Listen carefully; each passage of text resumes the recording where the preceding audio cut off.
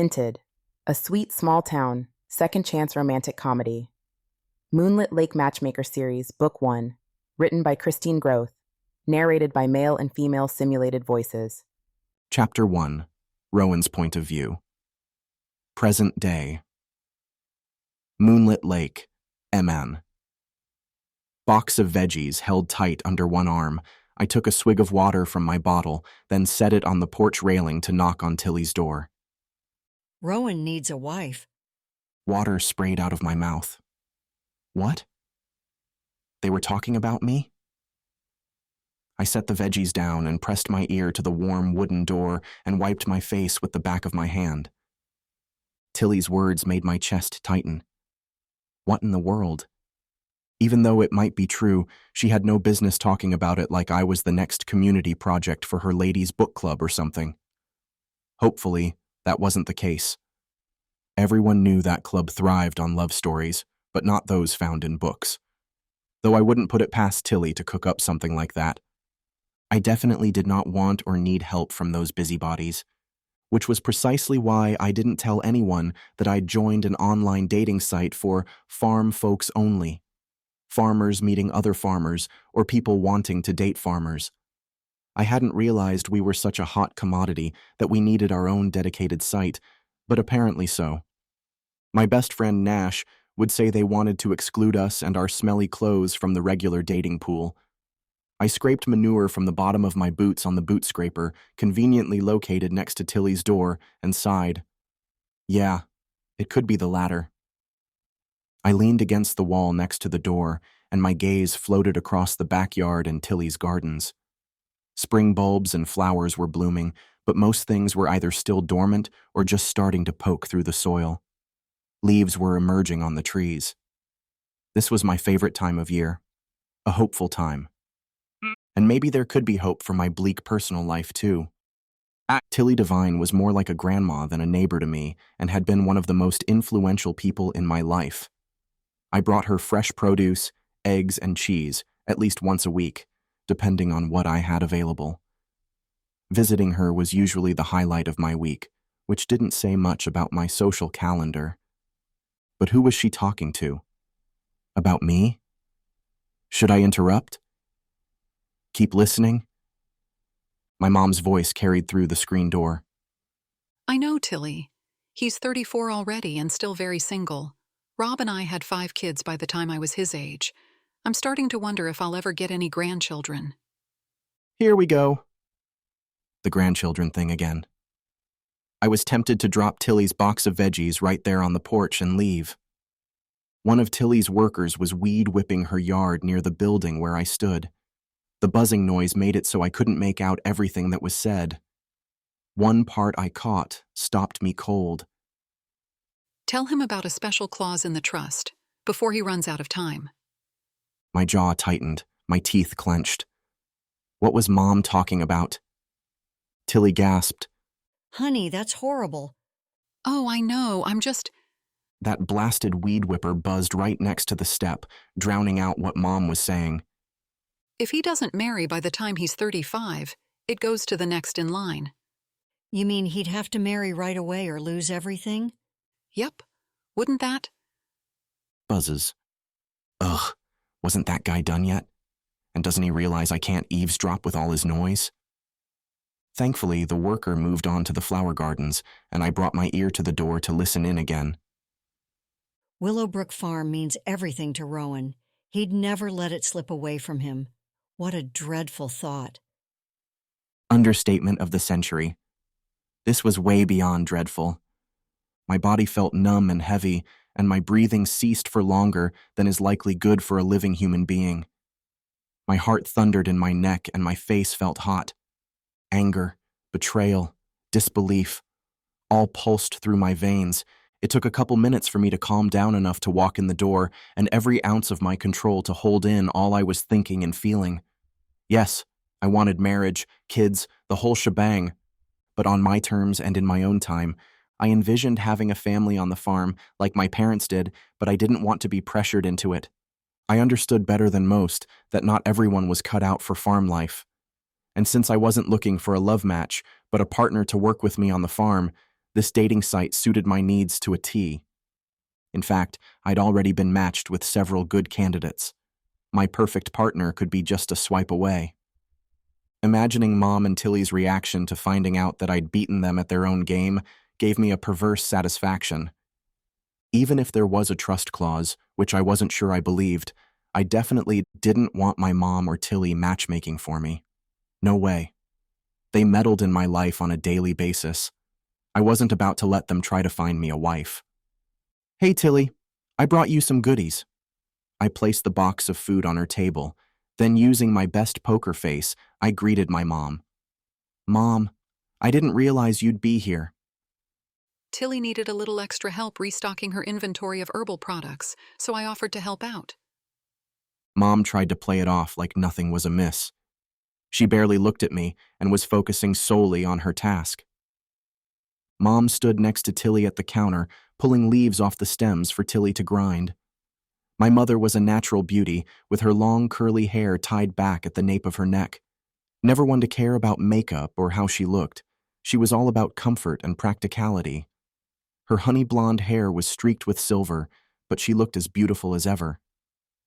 Tilly ground herbs with her mortar and pestle. She was a tiny sprite of a woman, with her white hair cut straight across just below her chin. Her face lit up when she saw me. Rowan, what a sweetheart you are. One of these days, some lucky woman is going to snatch you up, and what a wonderful husband you'll be, just like your dad. I bristled, fighting hard not to react. Mom's brow lifted and her head cocked as she waited for my response. I schooled my emotions and pretended I hadn't heard a thing. "I don't know about that, Tilly. The farm keeps me plenty busy." Tilly clucked and shook her head in dismay. Oh, I'm sure it does, but the farm won't keep you warm at night. You need a good woman by your side. Subtle Tilly. Real subtle. I had to admit, a restlessness and a yearning had been building inside me. It would be nice to have someone to share my life with. But I would make that decision myself, not have it forced upon me. Good thing I'd already had my own plan in the works. It was true, dating hadn't been a priority for a long time. Too many other things to deal with every day. Working the land all day, I was dead tired come nightfall. Besides that, nobody in our small town interested me in the least. Finding a potential life partner seemed like a monumental task. Who had time for all that? Meeting someone on a dating site had proved to be much more efficient. Tilly wiped her hands on a cloth, tapped her finger against her lips, and pointed to me. I was thinking about this just this morning while I was drawing my oracle cards for the day. Even though I didn't completely buy into all of Tilly's mystical ways, I was curious to see if her cards could help make sense of this madness. "Oh, yeah? And what did the all-knowing oracle say? I hope it was good. If not, maybe you could reshuffle to find me a better future." She tossed her kitchen towel at me. I caught it before it landed in my face. It's not nice to tease an old lady, Rowan. Don't you know that? Mom laughed and continued her prep work. "But you're not old, Tilly. You're ageless, and you have the energy of someone a quarter your age. I don't believe the normal rules of human physiology apply to you. I'm not even sure you're human. Maybe you're fey and immortal." She laughed, her voice jingling like bells. Oh, wouldn't that be fun? Imagine all the adventures I'd have and all the matches I could make. She winked at me, and I restrained my eye roll. The last thing I needed was Tilly messing with my love life. My mom was bad enough. I needed to distract her in hopes she'd forget about my life. "Adventures. What adventures would you go on if your fabulous self lived forever, Tilly?" Tilly was a hoot. Nobody really knew how old she was because she wouldn't tell, but Mom suspected she was in her 80s, maybe even 90s. You couldn't tell by looking at her, though, and I never knew what she'd be doing or what would come out of her mouth when I visited. Never a dull moment with Tilly. I'll have to give that some thought.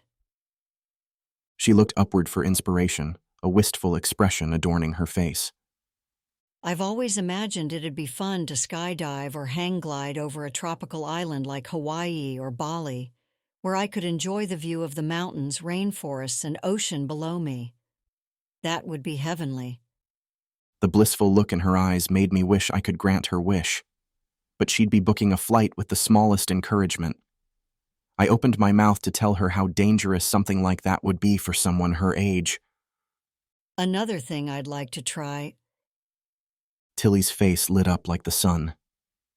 I saw a video on TikTok of a woman doing the most beautiful aerial yoga routine hanging from silk scarves, and I thought that would be glorious. Don't you agree? Maybe I'll do that. Can you imagine me spinning around in the air with colorful scarves whirling all around me? Her eyes sparkled with delight as she twirled around the room with her arms out wide. Then she stopped, and her extended finger caught another idea. Oh, and I've also seen them do some of the most spectacular dances spinning around a pole. I coughed at the thought of Tilly pole dancing and rubbed my eyes to delete the image now seared into my brain. Tilly turned to my mom. Honey, we should find a class to learn how to do that. Do you think one of your girls would know? Maybe we could make it a girls' night out. She clapped her hands. Mom laughed, shaking her head. I'm not sure I'm up for that. My luck, I'd fall and break a hip, and you'd have to carry me off the stage. Nonsense. You're almost 60 years old. About time for you to let loose. I had 6 babies, Tilly. I know how to let loose just fine, but with my feet firmly planted on the ground, thank you.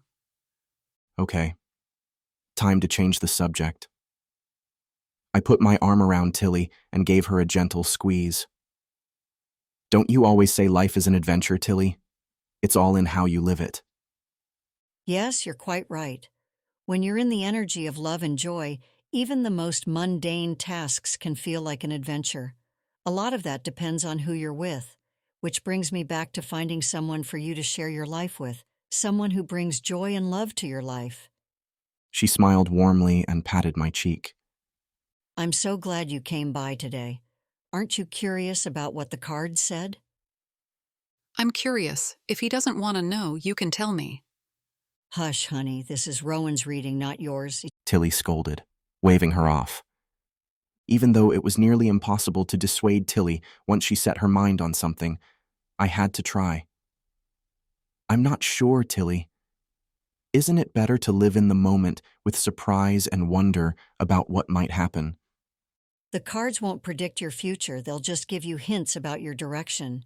Seems to me like you could use a little direction. Wouldn't you agree? The need to do something, to make a change in my life, had been growing stronger lately. My parents talked about retiring and traveling the world, leaving me in charge of the farm. I didn't want to do this alone. I wanted a partner to share the load. Besides that, I was lonely. I had no intention of remaining a bachelor my entire life, and this was a family farm, meant for a family. It was my responsibility to keep it that way. Which was why I prayed my online dating idea panned out. But was it the right decision? Was I on the right track? If there really was some crazy trust clause involved, that raised the stakes even more. If it was true, why hadn't they said anything to me? The urge to ask about this warred with my need to process and handle this in my own time, without anyone else interfering. I would do my duty to protect the farm, but I'd do it in my own way. This was my decision, and I didn't want everyone else in my life weighing in on it.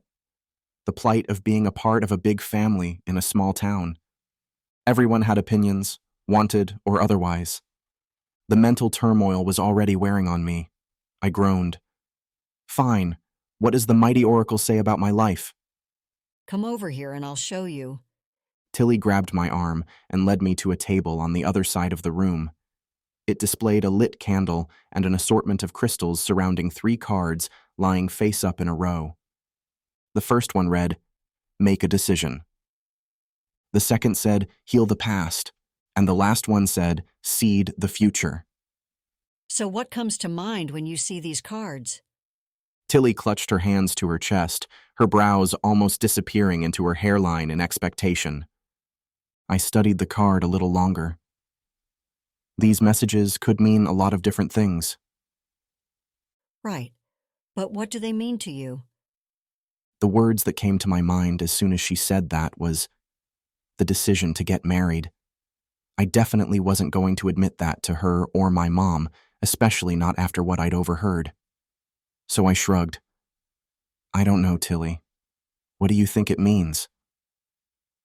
It seems to be hinting that it's time for you to settle down, let go of the pain that's kept you stuck, and plant seeds for the future you want. Whoa!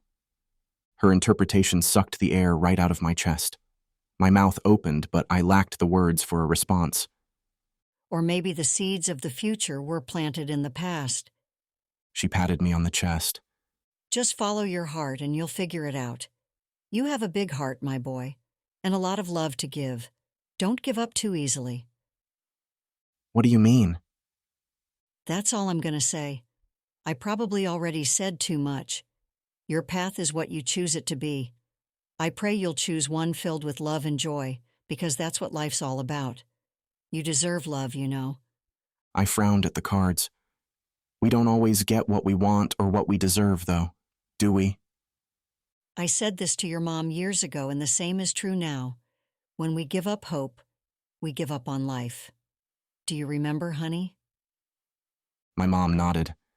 Yes, it was right after I met Rob and didn't think I was good enough for him.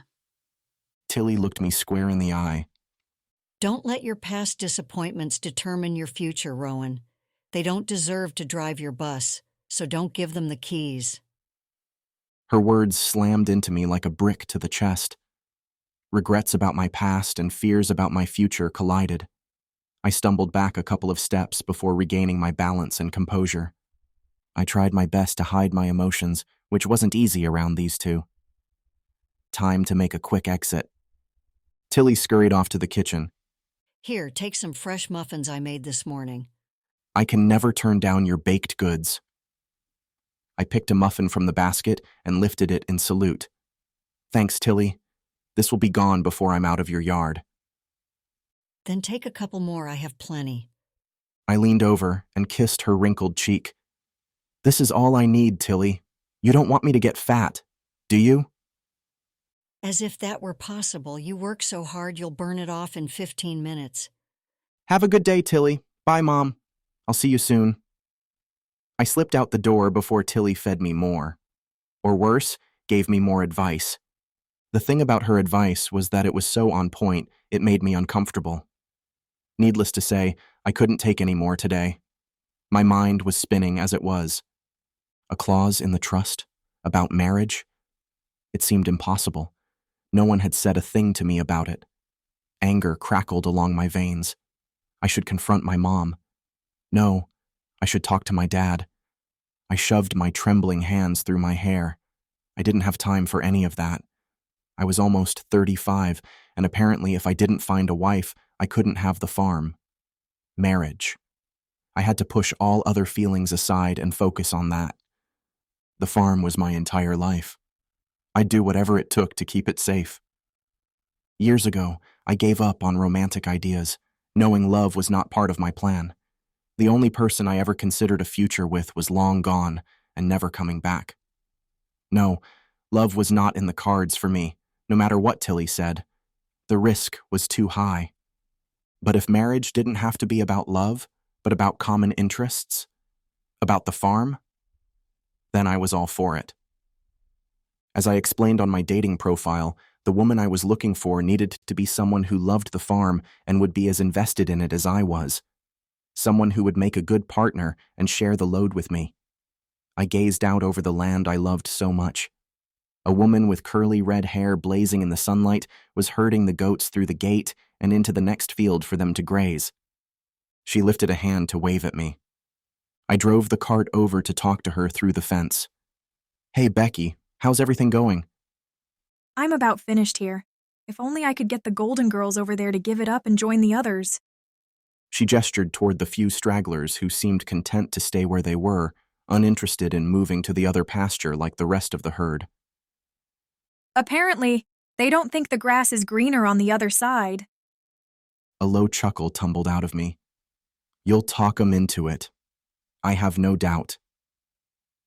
Becky Hayter and I had met on Farm Folks Only and had gone on one date. We had a good conversation over dinner from a taco truck in the park. She seemed nice enough, but the connection I'd hoped for just wasn't there. I told her so too. No point in wasting her time or letting her hope for more. We shook hands, wished each other well, and moved on. To my surprise, she showed up at the farm a few weeks later as our new farmhand. My dad had hired her without knowing we'd gone out. A bit strange and awkward, but it was fine. After all, it had only been on one date. No big deal. Becky had a pleasant personality and was a hard worker. I appreciated that. She also had a way with goats that seemed almost magical. Do you still need help harvesting lettuce and asparagus for the community boxes? She asked, her hand shielding her eyes from the sun as she looked up at me. Yeah, I was headed over there now and could definitely use the help. I'll be there in a few. She smiled sweetly before returning to the stubborn goats. And if you're nice to me, I'll even put on my Texas two-step playlist. I know how much you love that. I shook my head and groaned. I'd rather listen to the chipmunks than that garbage. Really? I can arrange that. She winked at me and hustled off toward the goats. It's too bad things hadn't worked out for me and Becky. She would have been a great candidate for wife and life partner. Even though I wasn't looking for a love match, I wanted more than a marriage of convenience. I needed someone who could help me move on and forget about the future I had once dreamed of. My stomach rumbled. Hey, maybe if my potential bride was a good cook, I wouldn't care so much about those old dreams. Everyone knew gooey homemade brownies could solve any problem. Note to self, add excellent cook to my wish list. Chapter 2. Elle's Point of View. New York City, NY. Horns honked and people yelled, pushing and shoving along the sidewalk. A typical day in New York City, but not for me. Yeah, I might have been wallowing in a little self-pity as I stumbled along the sidewalk, being jostled and bumped around like I wasn't even there. I numbly waited at an intersection for the light to change. A taxi sped by, hitting a puddle just right, and splashed dirty water all over my front. Gah! I gasped. My arms were full, carrying all the belongings I'd cleared out of my desk. I couldn't even wipe my face. I turned to commiserate with the others standing near me, as if I were back in Moonlit Lake. But this was not my hometown. This was New York City. Not only was I the only one who got splashed, New Yorkers knew to stand back, and on a normal day, I would have too. But they just walked around me and my soggy box like I was a piece of trash nobody wanted to step on. Almost to the subway, I waited in the crowd trying to funnel into the stairway. But when the crowd flowed forward, I couldn't. I must have stepped in something gooey. I dragged my foot, trying to scrape it off as I walked, but the wad of gum just spread the entire sole of my shoe. My favorite Jimmy Choos? Ruined. I hobbled the rest of the way with my shoe sticking and picking up bits of city grime and debris along the way. At this rate, my shoe would probably be an inch taller by the time I got home. Just a couple blocks from my apartment, a flock of pigeons flew over. I felt a warm splat on my head. Seriously? Are you freaking kidding me? I shouted at the heavens. What do you want from me? All these years in the city, and thousands of pigeons everywhere, I'd never been pooped on, or even witnessed anyone else getting hit, for that matter. One of the great mysteries of this city. Today, the city seemed to have it out for me. I'd have looked up to see if there was a black cloud over my head, but I was afraid of being bombed by another pigeon, and with my luck it would hit me in the eye this time. Kicking the door of my apartment closed with my foot, I set the box filled with the contents of my desk on the table. The tears I held back all the way home on the subway finally released in a torrent. What a rotten day. For 5 years, I had worked my way through the ranks to become a junior designer. My designs were finally going to appear in the upcoming line. I expected a promotion would come soon. But no. After all those 80-hour weeks I put in, how did they reward me? By giving me the boot. And not the tall, black Christian Louboutin boots I'd been coveting either. Fired. Ugh. I poured myself a glass of wine and pulled up an employment site on my computer to try to figure out my next step. My vision blurred, and my throat felt so thick I struggled to swallow, which was further aggravated by the stomach acid burning a path from my clenching gut. Hopefully the wine would help wash it all away. Let's see what jobs are out there, shall we? I scrolled through job listings. Dog food taste tester. Really? That's a job? I hope that doesn't mean what I think it means. Tasting dog food? Gross. No thank you. I continued to scan through the posts. There had to be something better than that. Shoe salesperson. That's something I'd be qualified to do, and shoes are one of my passions. Bet I'd get an employee discount. My hope popped like a balloon when I saw it was to sell Crocs. Maybe not. Nothing against them, but not exactly the high fashion I was hoping for. I read the next one. Pizza mascot. Must be willing to wear a costume and perform on the street to attract customers. OMG. I'd always felt sorry for the poor soul having to dress as a piece of pizza while dancing and singing the jingle in front of the pepperoni Pete's. I'm not that desperate. Yet. My phone rang, and I nearly jumped out of my skin. My wine glass bobbled, and I caught it just before it spilled onto my keyboard. It never failed to amaze me how my best friend always knew when I needed her. I swore it was her superpower. We had been friends for a long time, but we hadn't lived in the same town for 14 years. Gina was still my most reliable support system. Hey, Gina. I took a swig of my wine. Don't sound so excited. You act like I'm the Grim Reaper. It's been that kind of day. A call from the Grim Reaper wouldn't be all that surprising, or even unwelcome. What happened? I groaned and closed my eyes, wishing I could erase the memory of the past 24 hours from my mind. Not much. If you don't count that a taxi splashed me with disgusting street water, I ruined my favorite shoe, got pooped on by a pigeon, and fired from the job I've devoted every waking second to for how many years now? I closed my laptop and moved to the couch, swirling the wine in my glass. Gina gasped, and her volume raised, causing me to move the phone away from my ear.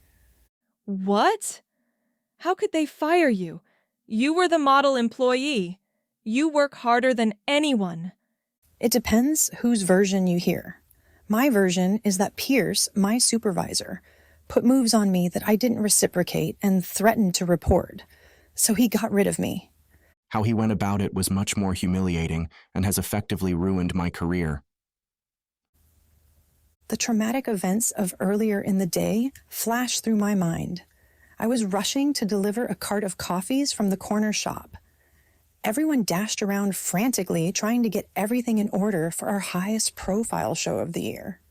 Designers and assistants were checking and adjusting the models' outfits. It was a strange time to be sent out for coffee, especially when I should have been helping with the show prep, but Pierce insisted. I moved as quickly as I could, trying not to spill. There were a million other things I needed to get done, and this show, more than any other, needed to be perfect. My mind wandered to the next items on my to-do list. Next thing I knew, I tripped over something and went flying forward, launching the coffee cart right into the group of models. I screamed, reaching out in front of me as if I could will it all back or stop time, before I hit the ground and the whole place erupted. It was no use, though. I lifted my head to see the cart plow into the group of women, and like a bowling ball hitting a strike, they went flying. Coffee, cups, clothes, legs, arms, all landing in a heap on the floor, reminding me of a giant game of pickup sticks. And of course, Pierce appeared right next to me, fired me on the spot. The show was ruined, and it was all my fault. I still didn't understand how it happened. I wasn't a klutz. Not normally, anyway. I shook my head as if to shake all that from my brain, which didn't work. I still felt like the biggest failure. Pain radiated through my chest and nausea through my belly. Sorry, Gina, but I don't want to relive all that right now. It's still too fresh, and I just want to shove all that horridness into a box, seal it up tight, and mail it to Siberia or launch it into outer space. Would that be considered toxic waste? Probably. That man is definitely toxic. Ship him to Siberia. I smiled as I imagined wrapping packing tape around Pyres, head to toe like a mummy, slapping a label on his butt, and stuffing him in the blue mail receptacle on the corner. You should still report him. That's sexual harassment. He should be the one fired. In a perfect world, yeah. Can we talk about something else? This is giving me a headache. Setting my glass on the coffee table, I leaned my elbows on my knees and sank my fingers into my hair. Oh, pigeon poop. Oh my gosh, Gina, I still have poop in my hair. Give me a minute to clean this up. Putting Gina on speaker, I carried the phone into the bathroom, wadded up toilet paper, and began wiping the poo out of my hair. It didn't work well, but was the best I could do until I showered. You really have had a crappy day. Literally. I wrapped a towel around my head to cover anything I might have missed until I could thoroughly wash my hair, multiple times. Then I returned to the couch and flopped onto my back. My forearm covered my eyes as I released a groan surely heard in every other apartment in the building. I don't know what to do, Gina. I don't think I can go through this again, starting at the bottom of another company. I sniffled and wiped my face with the back of my hand.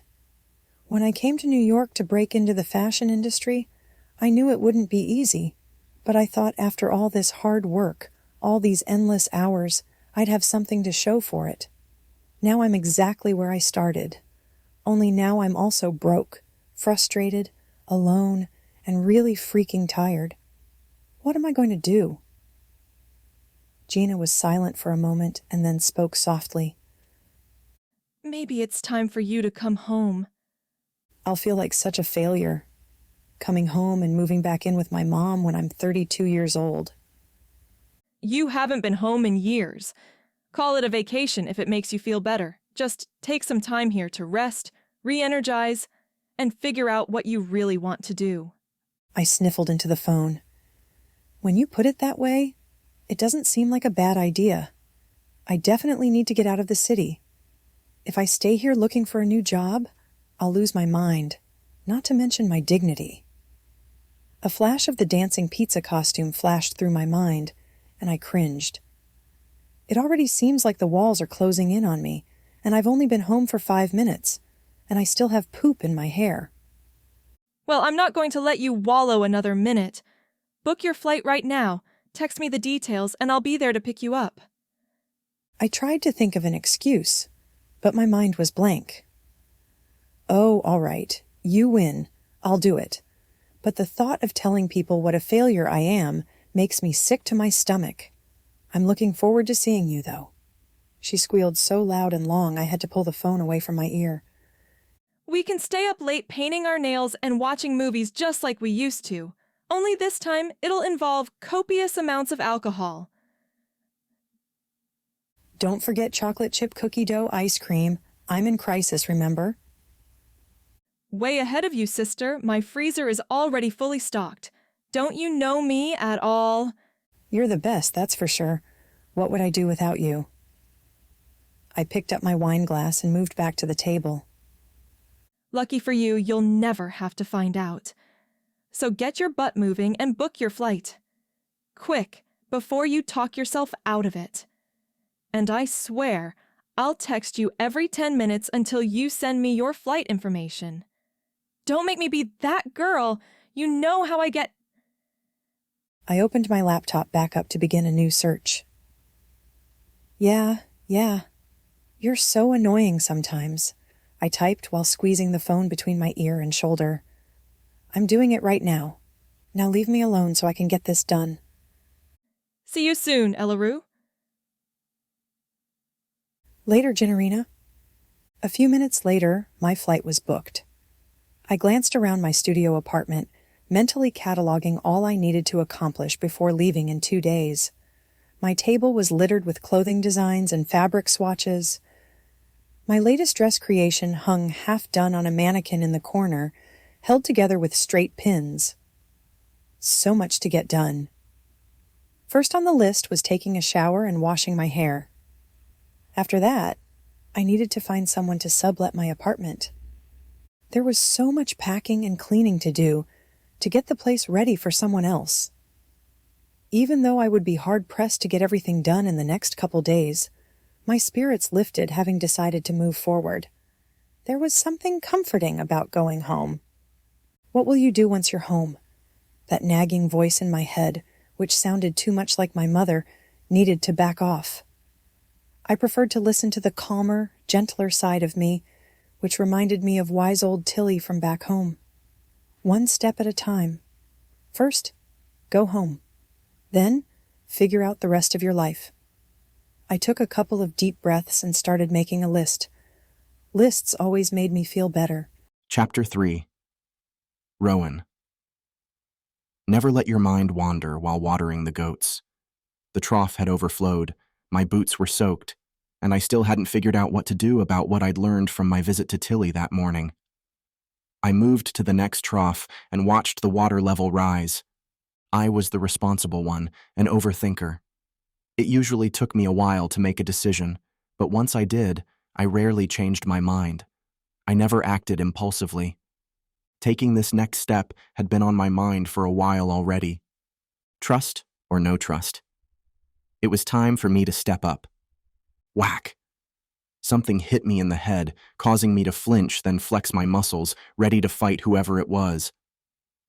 I heard the low rumble of laughter behind me, and I turned and sprayed my assailant with water.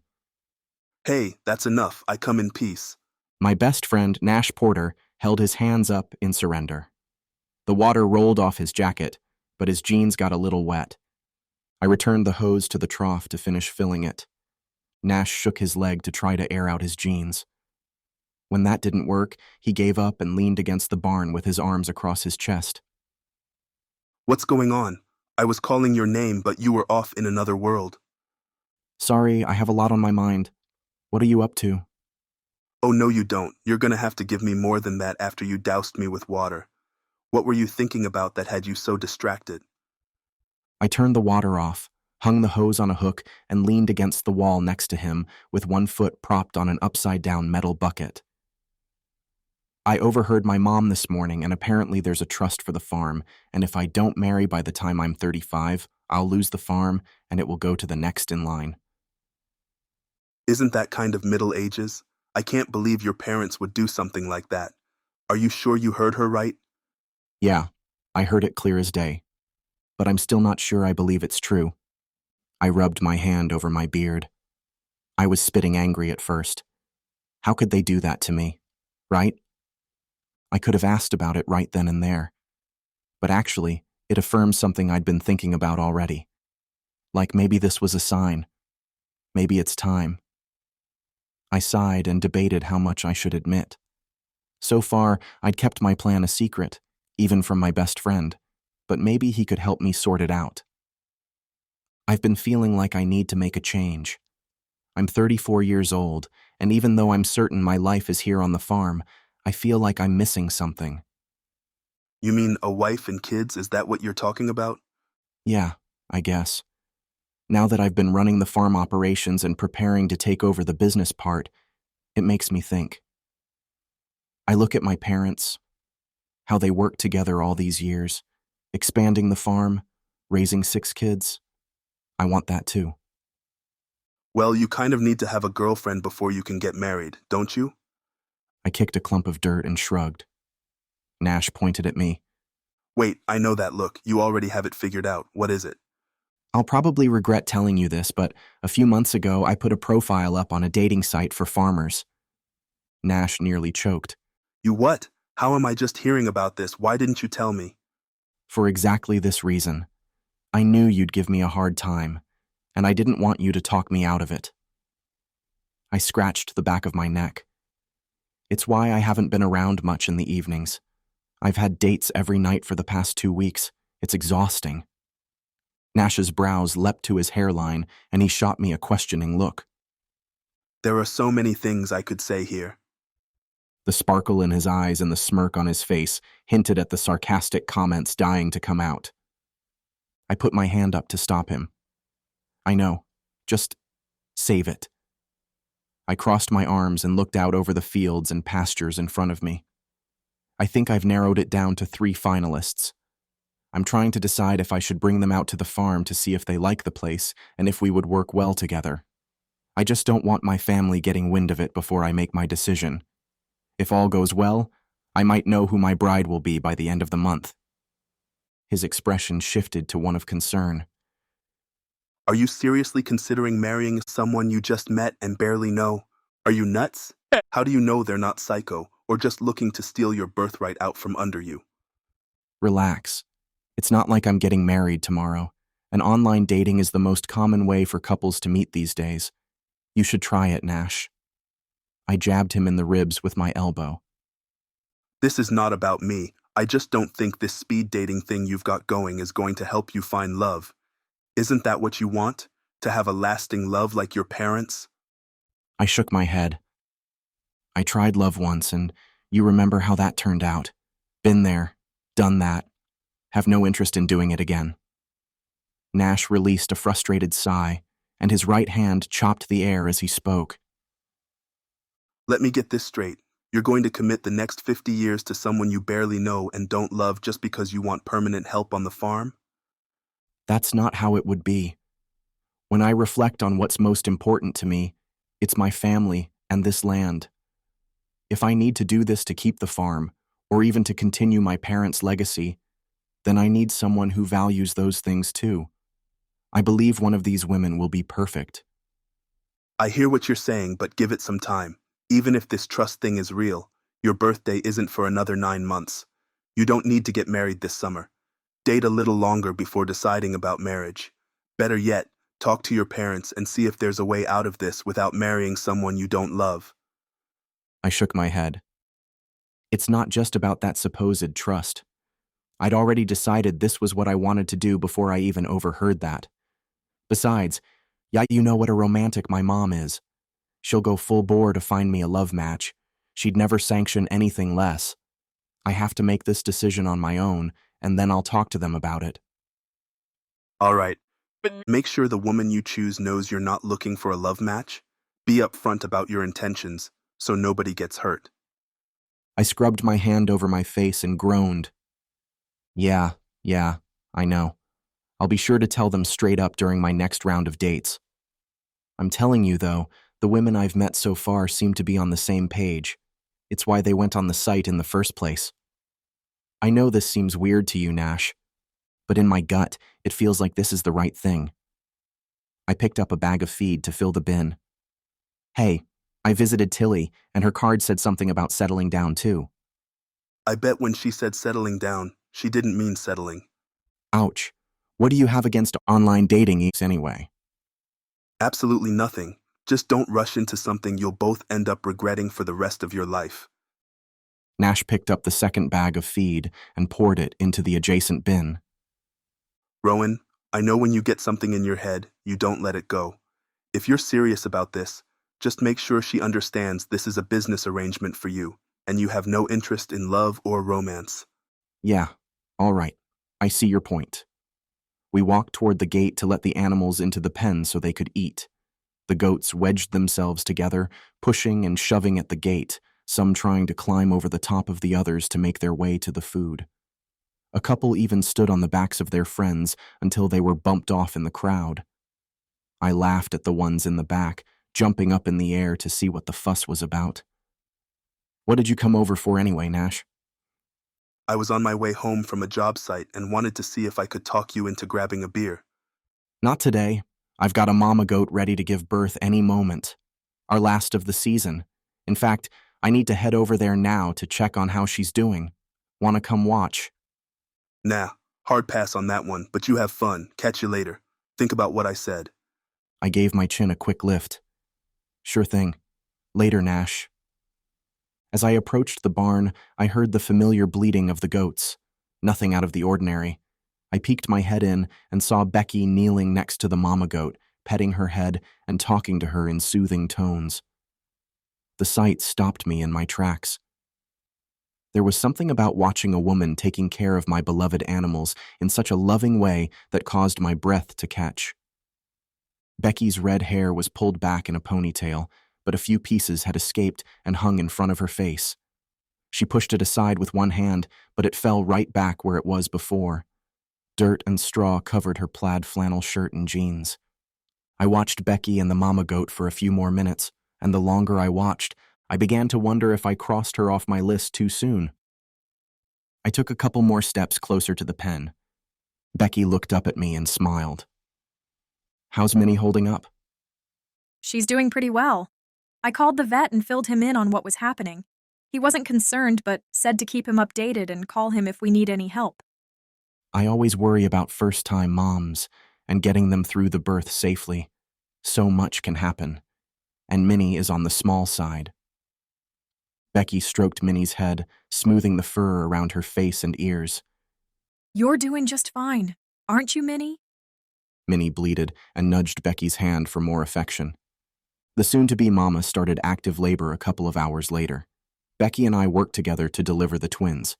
At one point, one of the babes got stuck, and I had to help pull it out. Becky was holding on to Minnie and keeping her calm, while I gripped the legs with both hands and gave them a good yank. All of a sudden, the kid became unstuck and emerged in a whoosh of fluid, causing me to fall on my butt with the newborn kid in my lap.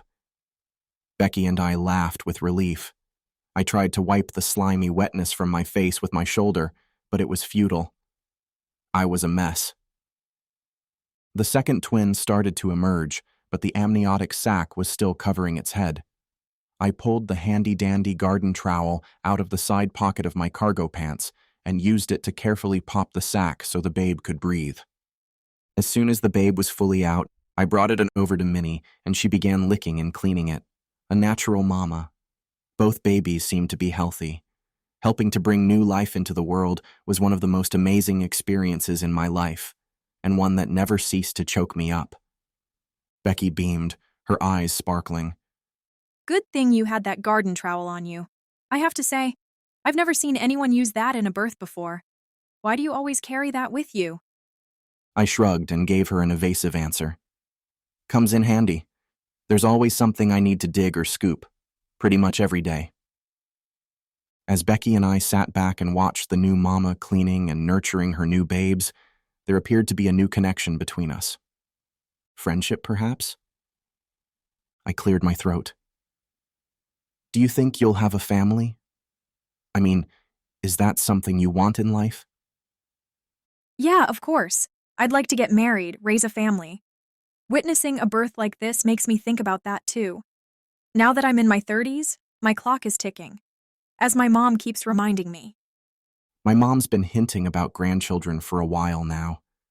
As the oldest, she expects me to provide those. And I have to admit, I've been thinking about settling down and starting a family. I don't want to be too old to play with my kids and watch them grow up. I want to have a family on this farm and raise my children like my parents did. Not to mention the ticking clock of the trust. Becky spoke in a soft voice. That's what I want too. It would be lovely raising children on a farm like this. You must have had a wonderful childhood. The corners of her mouth tipped downward, and she sucked on her lower lip. Her gaze slid over me with a look of longing on her face. I did. It's why I can't imagine ever leaving it. I want a life like my parents had. They're still so happy and in love. Not everyone gets that. I paused as images floated through my mind of my mom and dad planting and harvesting together, laughing and teasing each other, stealing kisses at every opportunity. My heart yearned for that same thing, but knew it wasn't in the cards for me. I leaned forward, my forearms resting on my knees, and glanced at Becky. She was the only person, other than Nash, who knew I was actively looking for someone. Even though we were just colleagues now, maybe she could give me her perspective. I took a deep breath. If I had to choose between love and a happy family life on this farm, I would choose the latter. How about you? What do you mean? Do you believe you could be happy spending your life with someone you didn't love if you could raise a family on a farm like this? She tilted her head, her brow furrowing as she pondered my question. There was something in her expression I couldn't read. Ideally, I would like to have all those things: family, farm life, and love. But I understand we don't always get everything we want. I guess I could be happy with 2 out of the 3. Have you had any luck in finding someone you like on the website? She shrugged, picked up a piece of straw, and began breaking it into pieces. Maybe, but the verdict is still out. It's hard, isn't it? I rested my forearms on my knees and folded my hands together. I shifted my gaze from my hands back to her. Becky, would you say we're friends now? Yeah. Are you doing anything tomorrow night? She shook her head. No, I don't have any plans. Why? This might be a little weird, and if it makes you uncomfortable, feel free to say no. Now that you know me a little better and know my family and the farm, I was wondering if you could help me narrow my choices for a partner. Maybe we could look through the profiles and talk about the ones I'm considering. Something flashed in her eyes, but I couldn't tell what it meant. I know we met through the site, I rushed to say, but since then we've been working together and have become friends. You even came to my rescue a couple of times when my dates ghosted me. I'm hoping you can help me out now too. What do you say? Her expression shifted, and she turned back to the straw in her hands, ripping it apart more aggressively. Then she turned to me with a sweet smile. Sure, I'd love to help. Is the Tipsy Trout Tavern okay? Yeah, I love the tavern. I've been craving their bacon cheeseburger all week. Great. I'll meet you there at 6. I stood and brushed the dirt off my pants. Becky did the same, and then looked over at Minnie. Do you think she'll be okay, or should I stay with her? I brought the goat a small bowl of feed and a bucket of water and set them near her head. This way she could eat and drink without needing to get up. Her kids had already latched on and appeared to be nursing just fine. They'll be all right.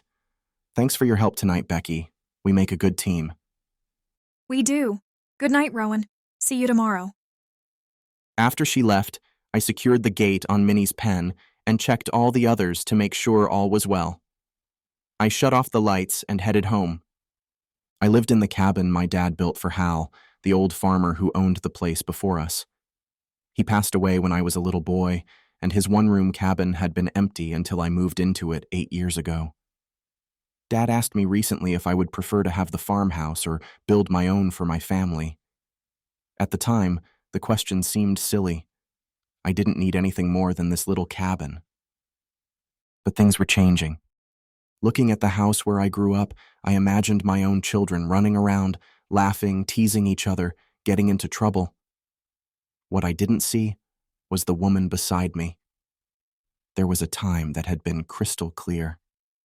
Well-known heaviness and regret settled over me, and an ache returned to my chest. Apparently, my old emotions hadn't caught up with my new plan. Even though this might not be what I always dreamed of, it was the best option available. Chapter 4. L.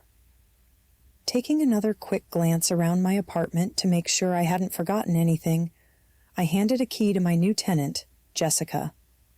I boxed up most of my belongings and stacked them against one wall, almost to the ceiling. Straightening them up, I said a silent prayer that the precarious stack wouldn't fall over and crush my new tenant. With my luck, I'd be sued for negligence or unintentional homicide by mannequin. Jessica was happy to use my furniture. It was such a relief to not have to move everything into storage or pay rent when I wasn't living there. Don't worry, Jessica said with a smile as she pulled her suitcase through the door.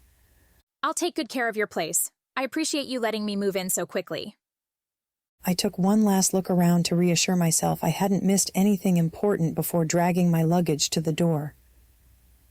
This was perfect timing. I'm grateful you're here. You have my number. I left my contact info, instructions, and tips on the counter. Please text if you have questions or if anything comes up. A message popped up on my phone from my Uber driver. Oh, my ride's here. Gotta go.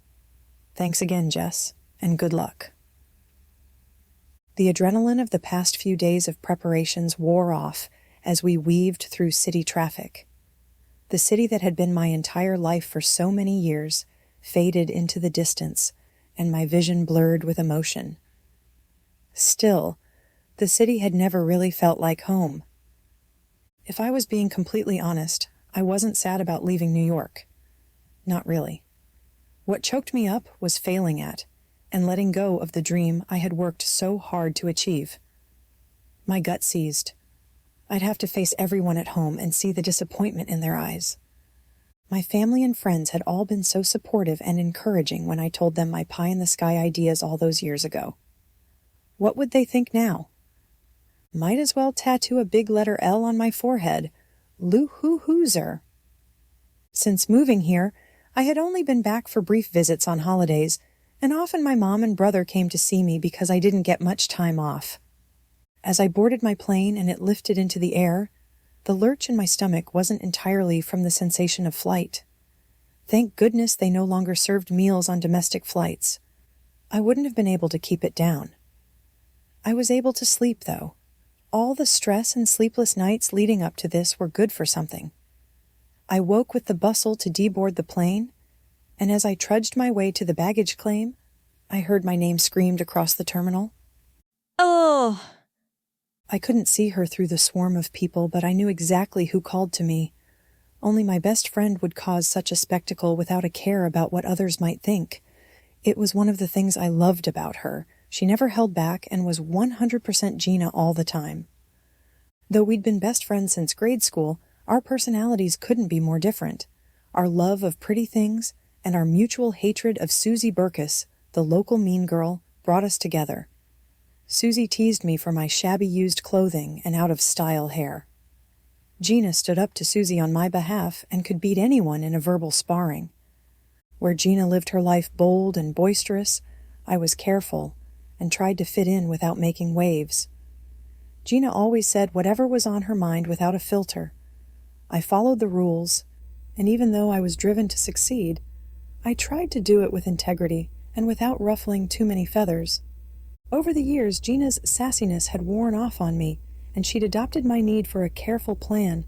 Actually, she surpassed me in this area, but her need to control and organize fit well with my need to identify my next steps. We were quite a team. In high school, they dubbed us the Sass and Class Sisters. Gina was the closest thing I had to a sister, and I loved how our long, dark hair made people believe it was true. She looked more like me than my mom or my brother Evan did.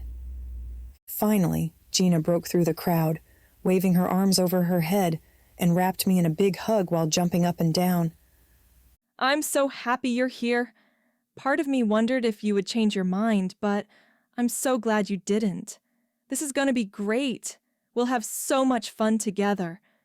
Gina squealed and chattered on and on as I watched for my luggage to come in on the conveyor belt as we walked to the parking lot and as I loaded my luggage into her car.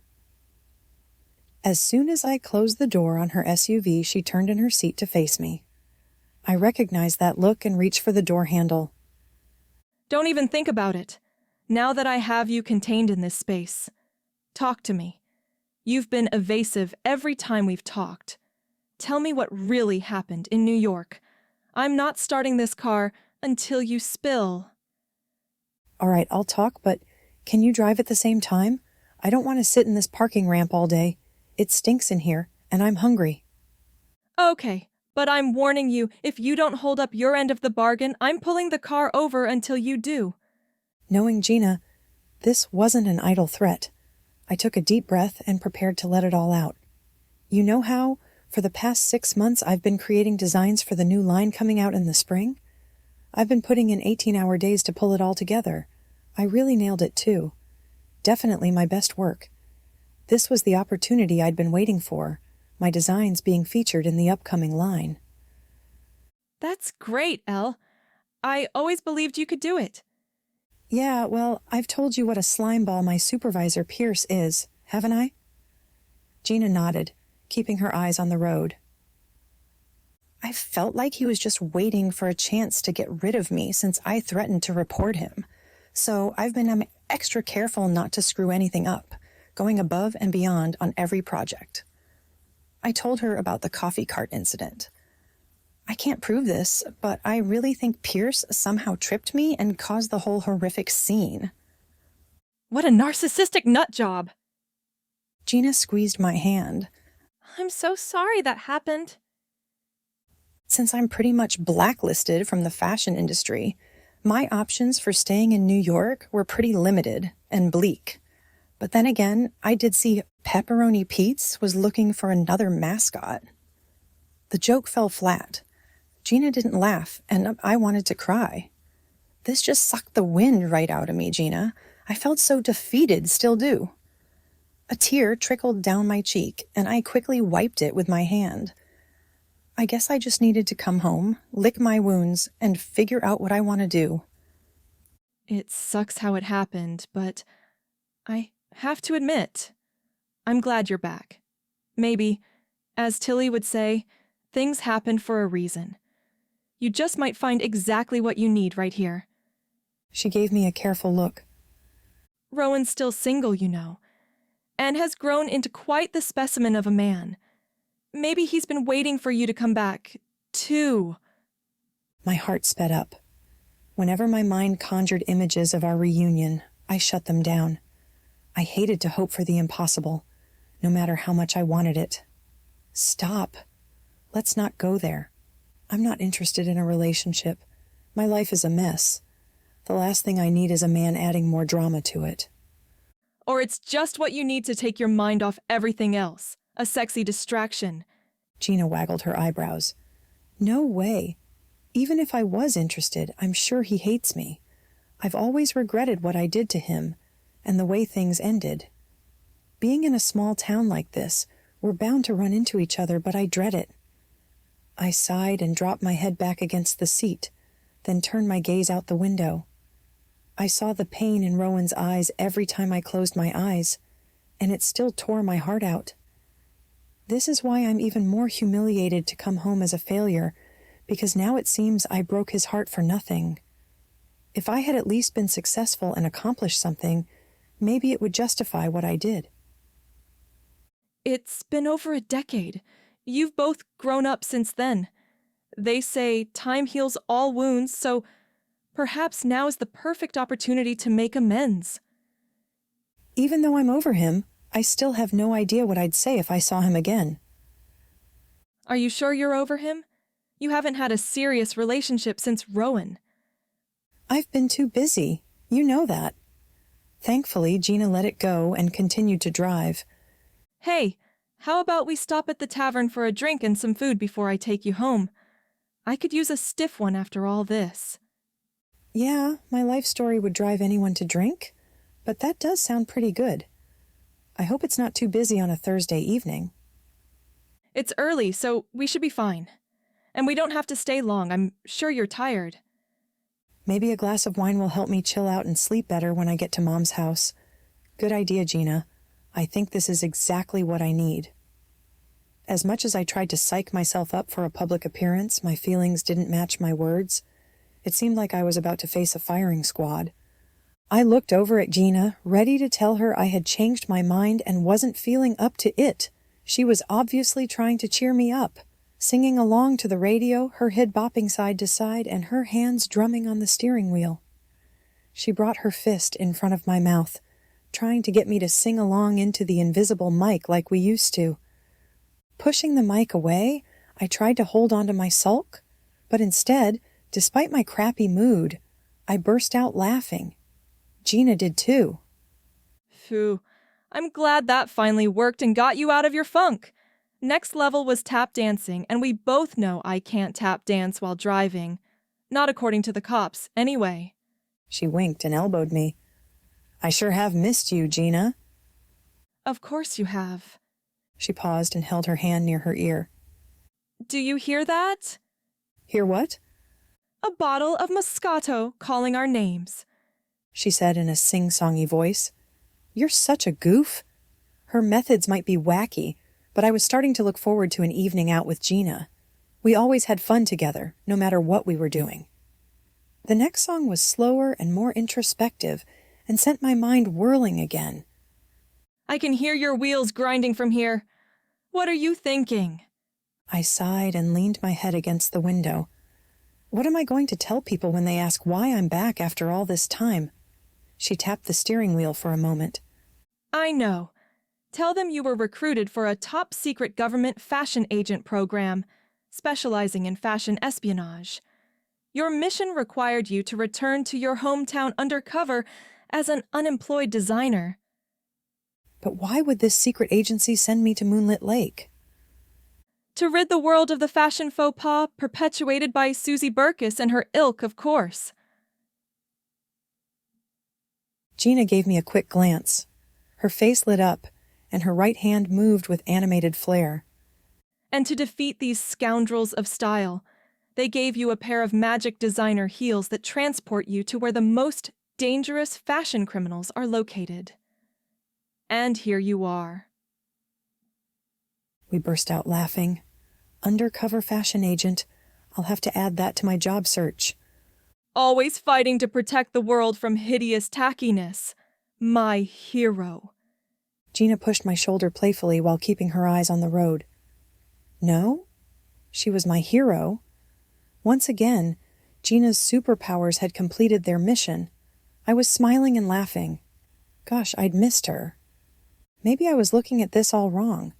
I was going out for dinner and drinks with my best friend. Yeah, I might have to deal with a few nosy gossips. Big deal. I could handle it. What's the worst that could happen?